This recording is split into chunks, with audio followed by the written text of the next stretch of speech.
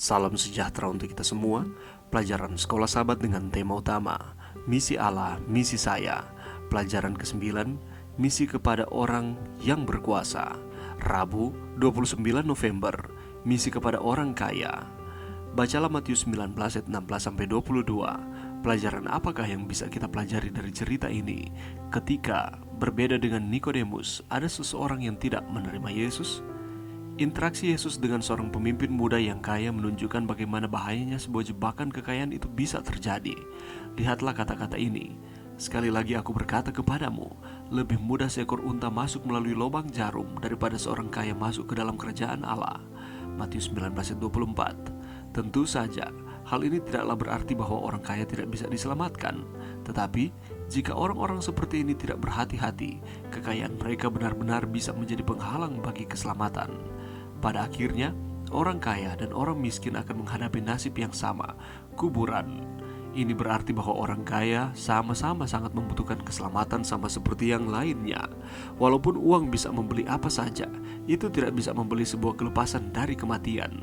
Kelepasan dari kematian itu hanya datang oleh karena pemberian yang ditawarkan secara gratis oleh Yesus kepada yang mengklaim itu dengan iman. Akulah kebangkitan dan hidup. Barang siapa percaya kepadaku, ia akan hidup walaupun ia sudah mati. Bacalah Lukas 19 ayat 1-10.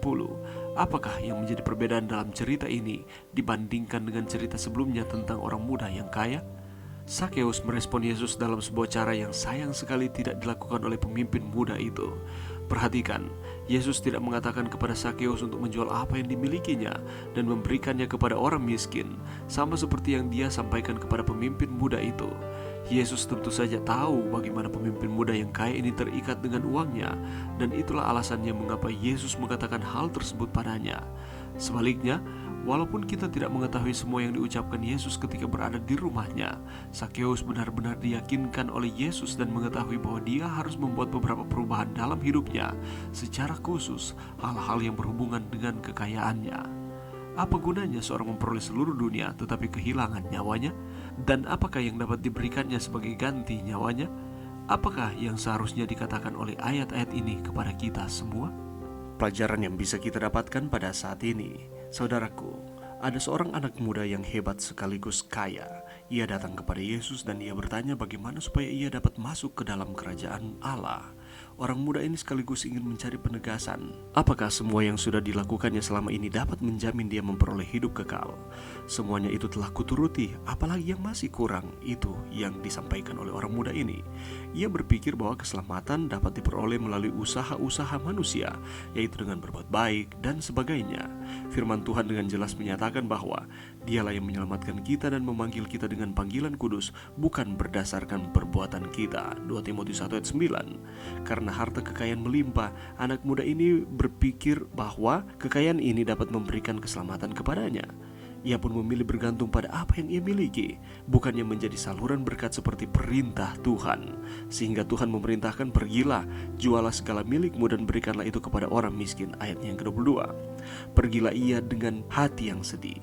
Ia mencintai hartanya daripada harus mengikuti Yesus. Berbeda dengan cerita yang kedua, yakni Sakeus. Di kota Yeriko tinggallah seorang kepala pemungut cukai yang bernama Sakeus. Nama Sakeus itu artinya tulus, bersih, dan suci. Sesuai dengan arti namanya, ia telah dimurnikan, dibersihkan kehidupannya, dan setelah mengalami perjumpaan secara pribadi dengan Yesus, ia diubahkan. Banyak orang yang membenci Sakeus dan berusaha untuk menjauhinya karena ia dianggap sebagai pengkhianat, sebab ia adalah orang Yahudi tapi bekerja untuk pemerintah Roma yang pada waktu itu menjajah bangsa Yahudi. Dan pemungut cukai dikelompokkan sebagai orang-orang berdosa, satu golongan dengan pelacur, pembunuh, atau juga perampok. Para ahli Taurat memandang hina orang-orang seperti itu. Bahkan mereka tidak mau bergaul dengan orang-orang berdosa tersebut. Karena perlakuan yang tidak adil dari masyarakat ini, dikucilkan dan dicemooh, maka orang yang sudah dicap berdosa ini tidak mau berbalik dari jalan-jalannya yang jahat, sehingga mereka semakin tenggelam dalam dosa.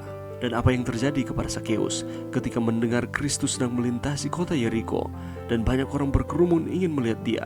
Sakeus pun mencari cara agar bisa melihat Yesus.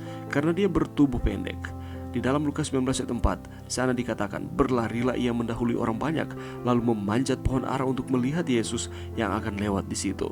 Dan ini menunjukkan betapa Zakheus punya kerinduan yang besar untuk bertemu dengan Yesus. Berbeda dengan cerita yang pertama, orang muda yang kaya tersebut sudah berbicara langsung dengan Yesus, tetapi dia lebih memilih akan harta, kekayaannya, dibandingkan dengan Yesus. Dan dengan penuh kesedihan hati, dia meninggalkan Yesus. Tetapi Zakheus, karena sering mendengar tentang Yesus yang dikenal sangat dekat dengan orang-orang berdosa, yang dilakukan Zakheus adalah dia termotivasi untuk bertemu dengan Yesus. Lalu kerinduannya pun terjawab ketika Yesus melihatnya di atas pohon ara. Yesus menyatakan, Zakheus, segeralah turun, sebab hari ini aku harus menumpang di rumahmu, di dalam Lukas 19 ayat 5. Dan apa respon dari Zakheus? Dia menerima Yesus di rumahnya dan terjadi perubahan. Karena Yesus menerima ia apa adanya, Zakheus berkomitmen, Tuhan, setengah dari milikku akan kuberikan kepada orang miskin, dan sekiranya ada sesuatu yang kuperas dari seseorang, akan kukembalikan 4 kali lipat. Lukas 19 ayat 8. Zakheus benar-benar diyakinkan oleh Yesus dan mengetahui bahwa dia harus membuat beberapa perubahan dalam hidupnya, secara khusus hal-hal yang berhubungan dengan kekayaan. Biarlah dengan berkat-berkat yang Tuhan berikan di dalam kehidupan kita, apakah itu secara materi atau apapun itu, mari kita gunakan itu untuk melayani Tuhan. Mari berdoa. Terima kasih Tuhan atas firman-Mu pada saat ini. Kami sudah mempelajari 2 cerita pada saat ini. Biarlah kami dapat menjadi sama seperti dengan Zakheus. Kami memperoleh perubahan ketika bertemu dengan Yesus, dan tidak hanya memprioritaskan akan harta duniawi. Dan kami dapat menggunakan berkat yang Tuhan percayakan kepada kami ini untuk membantu akan pekerjaan Tuhan di dunia ini. Ini doa kami Tuhan di dalam nama Yesus. Amin.